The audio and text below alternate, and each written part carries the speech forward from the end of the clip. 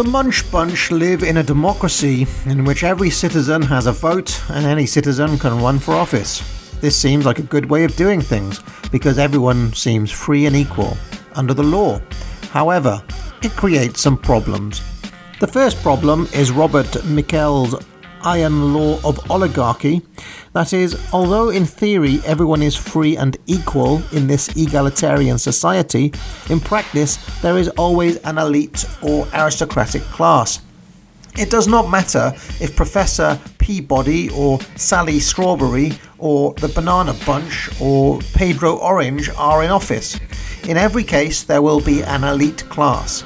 The change from Peabody to Sally Strawberry might change that elite class from the peas to the strawberries, but all that has happened is that we've swapped one set of elites for another. Michels' point is that the egalitarianism that democracy promises is necessarily an illusion. There will never be a time when we have no elite. Even in cases where the great mass of the population rises up and overthrows the elite, they end up making a new elite. According to James Burnham in his fantastic book, The Machiavellians, which I've linked in the show notes, any realistic analysis of politics has to accept this basic fact of human life. We might think of the Pareto principle, where there is always an 80-20 split between elites and the plebeians. There's no way around this. Plato and Aristotle warned against ever giving power directly to the 80 because it would lead to the tyranny of the majority and mob rule. Niccolo Machiavelli shared this thought and as evidence pointed to the laws of the Gracchi, who were tribunes in the 2nd century BC. They attempted to pass land reform to redistribute major land holdings from the wealthy aristocracy to the agricultural and urban poor. These efforts led to Tiberius Gracchus and 300 of his supporters being clubbed to death in 133 BC, which was the first open bloodshed in Roman politics for 400 years. When his brother Gaius Gracchus pushed on with these reforms regardless, he too came to a sticky end when he attempted to extend these land redistributions to non-Roman citizens. For Machiavelli, the mistake of the idealistic Gracchi was to think that the poor people to whom they were redistributing the wealth were any less self-interested or greedy than the aristocrats. In trying to win the approval of the masses, they ended up destroying liberty in the Roman Republic because their new law ignited such hatred between the plebeians and the Senate that it led to armed conflict and bloodshed beyond every civil usage and practice. Left unchecked, the majority will always seek to appropriate the wealth of the elite minority. In fact, Machiavelli sees this descent from democracy into tyranny as part of a cycle which has the potential endlessly to repeat, as he describes in Book 1, Chapter 2 of Discourses on Livy. As human civilizations developed and societies became bigger, the need for a justice system developed quickly, and so emerges the need for a leader, a king, what Machiavelli calls a prince, who was typically the most wise and the most just among them. But then, when the wise prince dies and his son becomes the new prince, and I quote, "The children quickly degenerated from their fathers, and so far from trying to equal their virtues, they considered that a prince had nothing else to do than to excel all the rest in luxury, indulgence, and every other variety of pleasure. The prince consequently soon drew upon himself the general hatred. An object of hatred, he naturally felt fear. Fear in turn dictated to him precautions and wrongs, and thus tyranny quickly developed itself. Eventually, such tyrants are overthrown, typically by an aristocratic class. In Machiavelli's words, those citizens who, surpassing the others in grandeur of soul, in wealth, and in courage, could not submit to the outrages and excesses of their princes." He continues, "Under such powerful leaders, the masses armed themselves against the tyrant, and after having rid themselves of him, submitted to these chiefs as their liberators. These, abhorring the very name of prince, constituted themselves a new government, and at first, bearing in mind the past tyranny, they governed in strict accordance with the laws which they had established themselves, preferring public interest to their own, and to administer and protect with greatest care both public and private affairs. The children succeeded their fathers, and ignorant of the changes of fortune, having never experienced its reverses, and indisposed to remain content with this civil equality, they in turn gave themselves up to cupidity, ambition, libertinage, and violence, and soon caused the aristocratic government to degenerate into an oligarchic tyranny, regardless of all civil rights. They soon, however, experienced the same fate as the first tyrant. The people, disgusted with their government, placed themselves at the command of whoever was willing to attack them, and this disposition soon produced an avenger, who sufficiently well seconded to destroy them. But since the people still remembered the tyranny of princes, they resolve upon a popular government designed in such a way to preclude the emergence of either a prince or an aristocracy. However, such arrangements, according to Machiavelli, can only last about as long as the generation that had established it, for it soon ran into that kind of license which inflicts injury upon public as well as private interests. Each individual only consulted his own passions, and 1,000 acts of injustice were daily committed, so that constrained by necessity, or directed by the counsel of some good man, or for the purpose of escaping from this anarchy, they returned anew to the government of a prince, and from this they generally lapsed again into anarchy, step by step, in the same manner and from the same causes as we have indicated.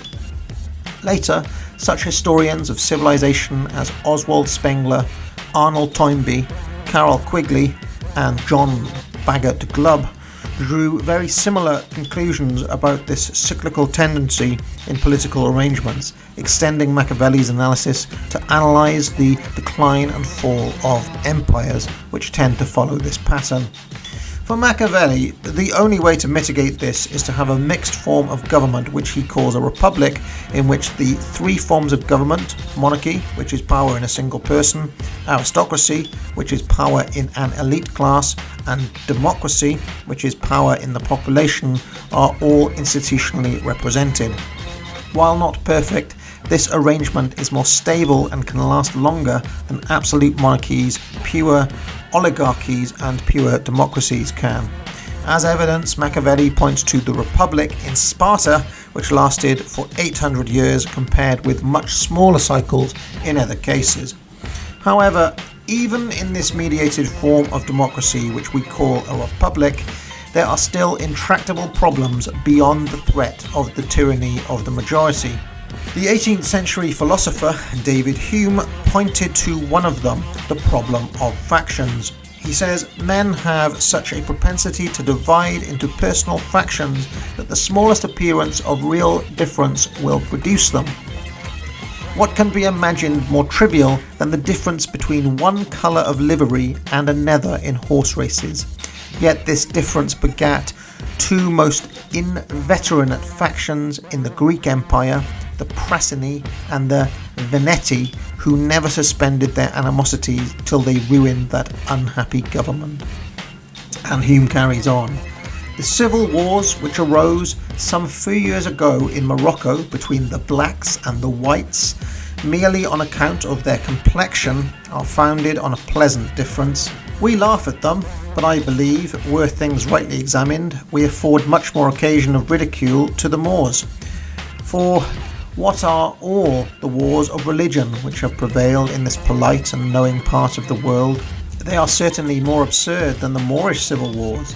The difference of complexion is a sensible and a real difference, but the controversy about an article of faith, which is utterly absurd and unintelligible, is not a difference in sentiment, but in a few phrases and expressions which one party accepts of without understanding them, and others refuses in the same manner.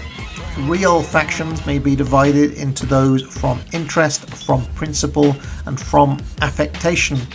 Of all factions, the first are the most reasonable and excusable, where two orders of men, such as the nobles and people, have a distinct authority in a government.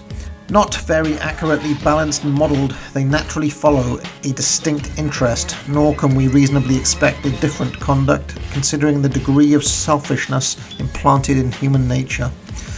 It requires great skill in a legislator to prevent such parties, and many philosophers are of the opinion that this secret like the grand elixir or the perpetual motion, may amuse men in theory, but can never possibly be reduced to practice.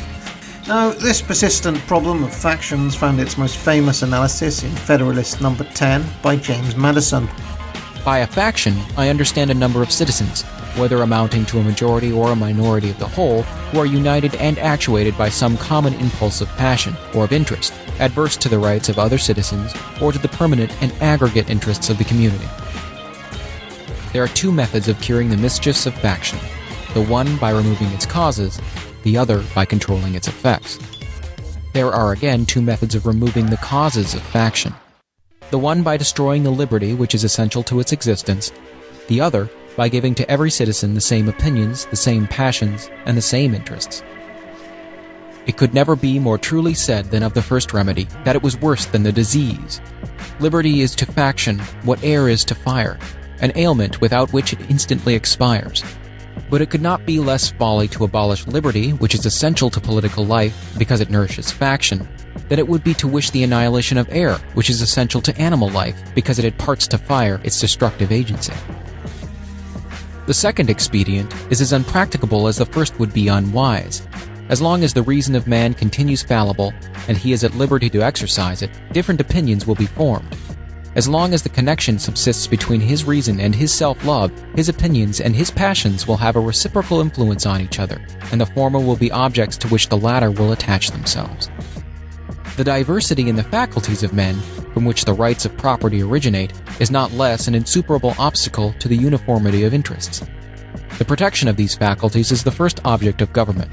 From the protection of different and unequal faculties of acquiring property, the possession of different degrees and kinds of property immediately results, and from the influence of these on the sentiments and views of the respective proprietors ensues a division of the society into different interests and parties. The latent causes of faction are thus sown in the nature of man, and we see them everywhere brought into different degrees of activity, according to the different circumstances of civil society. A zeal for different opinions concerning religion, concerning government, and many other points, as well as speculation as of practice, an attachment to different leaders ambitiously contending for preeminence in power, or to persons of other descriptions whose fortunes have been interesting to human passions, have in turn divided mankind into parties, inflamed them with mutual animosity, and rendered them much more disposed to vex and oppress each other than to cooperate for their common good. So strong is this propensity of mankind to fall into mutual animosities, that where no substantial occasion presents itself, the most frivolous and fanciful distinctions have been sufficient to kindle their unfriendly passions and excite their most violent conflicts. But the most common and durable source of factions has been the various and unequal distribution of property. Those who hold and those who are without property have ever formed distinct interests in society. Those who are creditors and those who are debtors fall under a like discrimination. A landed interest, a manufacturing interest, a mercantile interest, a moneyed interest, with many lesser interests, grow up of necessity in civilized nations, and divide them into different classes, actuated by different sentiments and views. The regulation of these various and interfering interests forms the principal task of modern legislation, and involves the spirit of party and faction in the necessary and ordinary operations of the government. So here we have a problem. Naturally, men are self-interested and naturally men are unequal, and these two factors will produce the problem of special interest groups. Madison's solution to this is to form a republic large enough to filter out bad actors in the political class and to select what he calls fit characters for office to represent the public's voice. In a large republic where the number of voters and candidates is greater, the probability to elect competent representatives is broader. The voters have a wider option. In a small republic, it would be easier for the candidates to fool the voters, but more difficult in a large one. The last argument Madison makes in favour of large republic is that in a small republic there will be a lower variety of interests and parties. A majority will more frequently be found.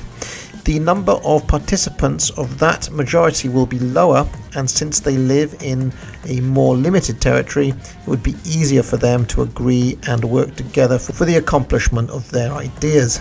While in the large republic, the variety of interests will be greater, so as to make it harder to find a majority.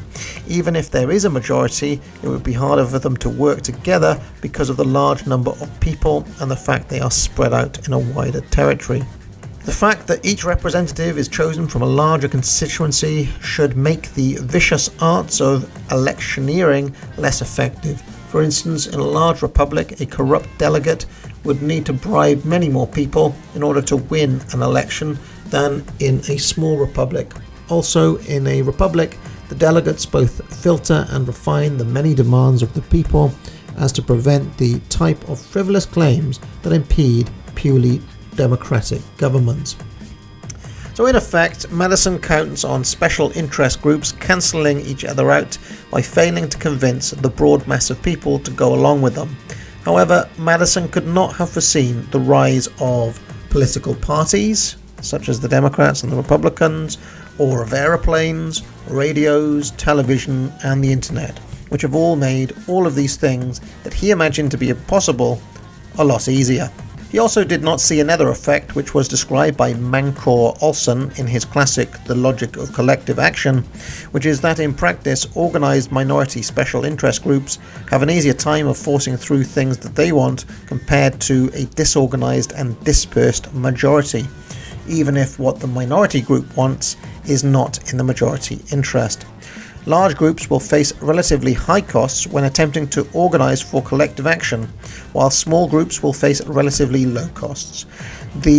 And individuals in large groups will gain less per capita of successful collective action. Hence, in the absence of selective incentives, the incentive for group action diminishes as group size increases, so that large groups are less able to act in their common interest than small ones. The book concludes that not only is collective action by large groups difficult to achieve when they have interests in common, but situations could occur where the minority, bound together by concentrated selective incentives, can dominate the majority. So in practice, the special interest groups do not cancel each other out, but particular special interest groups routinely manage to slip their interests past the majority. Now, this problem becomes critical if and when these pushes by special interest groups align with the incentives of politicians. Let's go back to the Munch Bunch to see this work in practice. Here, Sally Strawberry and Lucy Lemon are both running for office, and now behind closed doors, each of the special interest groups comes knocking and asking for favours, implicitly in exchange for political support. In the USA, they call these pork barrels. In the UK, we call them sweeteners. So Professor Peabody comes to Sally Strawberry, asking her to make a pledge, if elected, government funds to the 300,000 population of peas. Aubrey Aubergine, meanwhile, wants money for the slightly smaller population of aubergines, that's eggplants to you Americans. Meanwhile, Pippa Pear wants tax breaks and subsidies for the pears, who, while small in number, produce jobs for the others. From Sally Strawberry's point of view, small details such as whether there is actually enough money to pay for these groups or whether giving them money is good for the whole of society are less important than her own election prospect. And so, of course, she pledges to help these groups. If she doesn't pledge to help them, they each might switch, of course, to Lucy Lemon, who might indeed give them what they want. Of course, Lucy Lemon represents another set of special interest groups and her own set of pledges for them. Now, this ends up being a problem because no matter who gets in power, those special interest groups end up getting their way over the vast swathe of the population.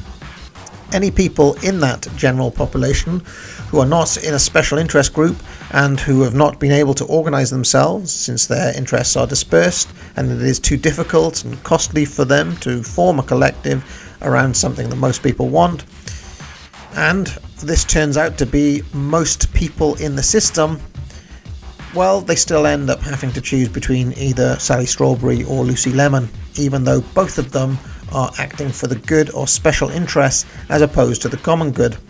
Olson called these the forgotten groups that suffer in silence. And this is another problem with democracy. Neither Sally Strawberry nor Lucy Lemon cares about anything beyond winning the next election. Their incentives are chiefly to win popularity. If their policies, which are effectively simply favours for their special interest voters, are a dismal failure, they pay no price for it. There is no cost for them after they've already left office. It's somebody else's problem, so they can indefinitely kick the can down the road. Now, these are very serious, systemic problems in modern democracy. I don't know what the answers are, but tell me what you think. Till next time. And a very special thanks to Sir Percy Blakeney, the Crimson Satyr, Fonts, Graham Leggett, Ginger Bill, Michael Burt, Time Stealer, Blake Barrows, Charles Vincent, and Edward Darragh.